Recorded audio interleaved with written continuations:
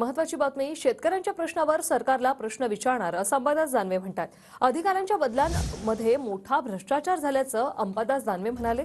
आरोग्य विभागाच्या अनेक तक्रारी असल्याचंही अंबादास दानवे म्हणतात। विधान परिषदेचे विरोधी पक्षनेते अंबादास दानवे सर आपल्या सोबत आहे। सर, हे पोस्टर्स बघितले, हे सगळं बघितलं, हे अधिवेशन वादळी होणार असं दिसतंय। बिलकुल होणार। कुठले मुद्दे या संपूर्ण अधिवेशनात चर्चेले जाणार, कुठल्या मुद्द्यांवरून तुम्ही जाब विचारणार आहे सरकारला? हे पहा, आम्ही इथं हे आमचा अजेंडाच आहे। शेतकरी हा फर्स्ट प्रायोरिटीचा अजेंडा आहे आणि मग शेतकऱ्यांना मदत, कायदा सुव्यवस्था, औषधाची स्थिती, आरोग्याची स्थिती या महाराष्ट्रातली, बदल्यामधला भ्रष्टाचार, असे अनेक विषय निघतील। आरोग्य विभागावर जास्त टीका जी आहे ती ठाकरे गटाकडनं होताना दिसते। असे आम्ही कोणाला व्यक्तिगत टीका वगैरे अशी नाही आहे, जी खरी आहे ती आम्ही मांडू। आरोग्य विभागाच्या तक्रारी आमच्याकडे आहेत। अधिकाऱ्यांच्या बदल्यामध्ये भ्रष्टाचार मोठ्या प्रमाणावर झालाय। औषध खरेदी होत नाहीये, हापकिनला सुद्धा निधी दिला गेला नाही।